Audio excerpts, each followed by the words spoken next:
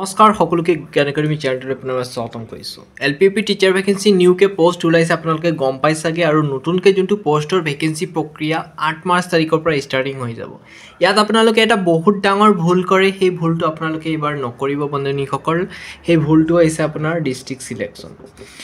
বহুত বন্ধুসকল নাচাই ডাইৰেক্টলি ডিষ্ট্ৰিক্ট চিলেকশ্যনৰ ক্ষেত্ৰত বহুত ডিষ্ট্ৰিক্ট দি ৰাখে, যিবোৰ ডিষ্ট্ৰিক্টৰ কাট অফ ৰেংক বহুত হাই গুচি যায়, আপোনাৰ পাৰ্চেণ্টেজো কম থাকে। আপুনি এইবোৰ ডিষ্ট্ৰিক্ট চিলেক্ট কৰি ৰাখে, পিছৰ পৰ্যায়ত আপোনাৰ জব পোৱাৰ ক্ষেত্ৰত অসুবিধা হয়। এতিয়া চাওক, গম পাই চাগে আজি 3 মাৰ্চ তাৰিখে আপোনালোকৰ আগৰ যোনটো LPP টিচাৰ ভেকেঞ্চি আছিলে, সেইটোৰ আপোনাৰ যোনটো ফাইনেল মেৰিট লিষ্ট সেইটো প্ৰকাশ পোৱাৰ কথা আছিলে, কিন্তু এতিয়ালৈকে ফাইনেল আপডেট অহা নাই বন্ধুসকল। আৰু DW ৱেবছাইটতো মই ভিজিট কৰিছিলোঁ, কিন্তু এতিয়ালৈকে কোনো ধৰণৰ আপডেট অহা নাই। ইয়াত এটা প্ৰব্লেম হ'ব যে 8 মাৰ্চ তাৰিখে যিকেইটা আগৰ কেণ্ডিডেট আছিলে, আগৰ যোনটো LPP টিচাৰ ভেকেঞ্চিত এপ্লাই কৰিছে, তেওঁলোকে পুনৰ এপ্লাই কৰিব। ইয়াত এটা প্ৰব্লেম হৈ পৰিব। যদি আপোনালোকৰ মেৰিট লিষ্টটো ওলাই গ'লা হয়, তেন্তে কি হৈ গ'লে হয়, যিবোৰ মানে আগৰ যোনটো লিষ্টৰ কেণ্ডিডেট যিসকলে চাকৰি পাই গ'লে হয়, তেন্তে তেওঁলোকে এপ্লাই নকৰিলে হয়।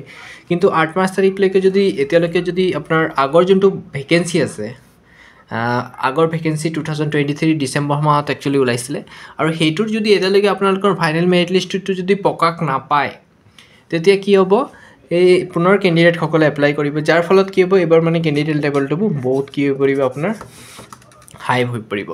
যাৰ ফলত কি হ'ব, বন্ধুসকলৰ পুনৰ মানে কাট অফ ৰেংকটো হাই হ'ব, আৰু ডিষ্ট্ৰিক্ট চিলেকশ্যনৰ ক্ষেত্ৰতো প্ৰব্লেম হ'ব পাৰে। কিছুমান ডিষ্ট্ৰিক্টৰ ক্ষেত্ৰত মানে কাট অফ ৰেংকটো বহুত বেছি হাই গুচি যাব। গতিকে বন্ধুসকল, এই ক্ষেত্ৰত মই এতিয়ালৈকে ডাইৰেক্ট আপডেট একো পোৱা নাই। যদি আমাৰ গ্ৰুপৰ ফালৰ পৰা আপডেট পাওঁ, আপোনালোকক জনাই দিম বাৰু। 8 মাৰ্চৰ আগতে আপোনালোকৰ মেৰিট লিষ্টটো প্ৰকাশ পাব নাই, কিন্তু মোৰ মতে প্ৰকাশ পাই যাব লাগে।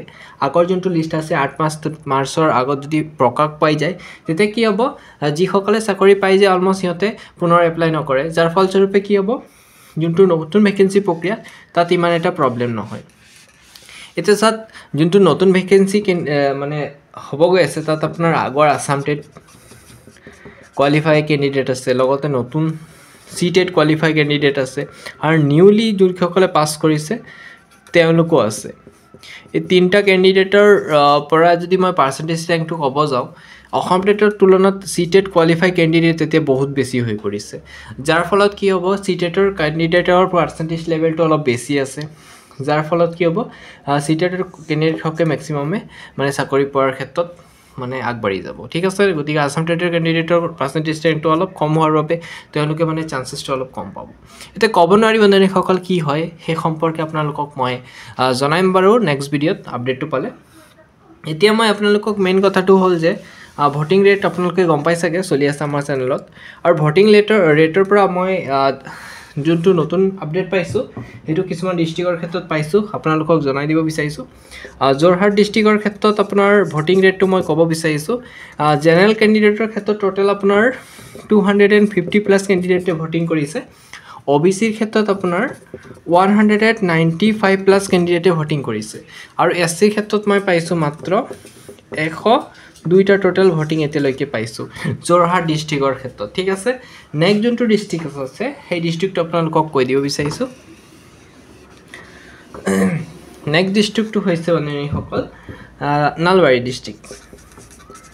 নলবাৰী ডিষ্ট্ৰিক্টৰ জেনেৰেল কেণ্ডিডেটৰ ক্ষেত্ৰত মই টোটেল ভোটিং পাইছোঁ আপোনাৰ 185+ কেণ্ডিডেটে এতিয়ালৈকে ভোটিং কৰিছে। আৰু OBCৰ ক্ষেত্ৰত যদি ক'ব যাওঁ, এতিয়ালৈকে আপোনালোকৰ OBCৰ ক্ষেত্ৰত অলপ বেছি পাইছোঁ দেই, 195+ কেণ্ডিডেটে ভোটিং কৰিছে OBCৰ ক্ষেত্ৰত। আৰু SC ক্ষেত্ৰত মই ভোটিং বেছি পোৱা নাই, 55+হে মাত্ৰ পাইছোঁ নলবাৰী ডিষ্ট্ৰিক্টৰ ক্ষেত্ৰত। ক'ব নোৱাৰি বন্ধুসকল, কিছুমান ফেক কেণ্ডিডেটেও ভোটিং কৰি দিয়ে, কিন্তু যোনটো আপডেট পাইছোঁ সেইমতে আপোনালোকক কৈছোঁ। ঠিক আছে, নেক্সট যোনটো ডিষ্ট্ৰিক্ট আছে, সেইটো তিনিচুকীয়া ডিষ্ট্ৰিক্টৰ ক্ষেত্ৰত ক'ব বিচাৰিছোঁ। Tinsukia district, okay. তিনিচুকীয়া ডিষ্ট্ৰিক্টৰ ক্ষেত্ৰত মই জেনেৰেল কেণ্ডিডেটৰ ফালৰ পৰা পাইছোঁ 320টা টোটেল ভোটিং ৰেট পাইছোঁ। আৰু OBC কেটেগৰীৰ ফালৰ পৰা মই পাইছোঁ 283টা টোটেল মই ভোটিং এতিয়ালৈকে পাইছোঁ। আৰু SC কেটেগৰী বেছি পোৱা নাই, 120+ কেণ্ডিডেটে ভোটিং কৰিছে। গতিকে এইমতে আপোনালোকে এটা অনুমান লগাব পাৰে যে OBC আৰু জেনেৰেল বা SC কেণ্ডিডেটসকলে কোন ডিষ্ট্ৰিক্টত মানে কিমান এপ্লাই কৰিছে, সেইমতে আপোনালোকে ভোটিং লিষ্টৰ পৰা এটা এনালাইচিছ লগাব পাৰে। ঠিক আছে না?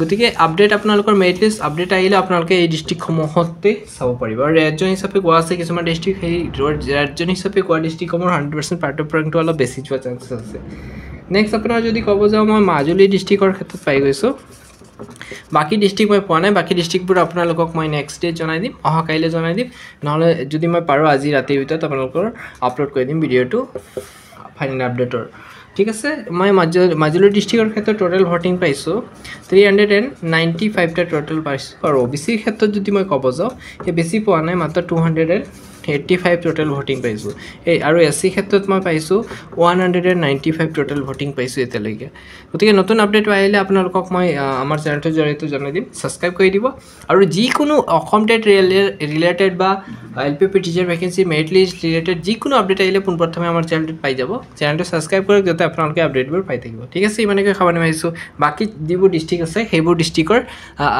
যিবোৰ আপোনাৰ চেনেল ওবিসি আৰু এসসি ভোটিং ডেট আছে আপোনালোকক নেক্সট ভিডিঅ'ত জনাই দিম গতিকে চেনেলটো সাবস্ক্ৰাইব কৰক যাতে আপোনালোকে ভিডিঅ'টো চাব পাৰে ধন্যবাদ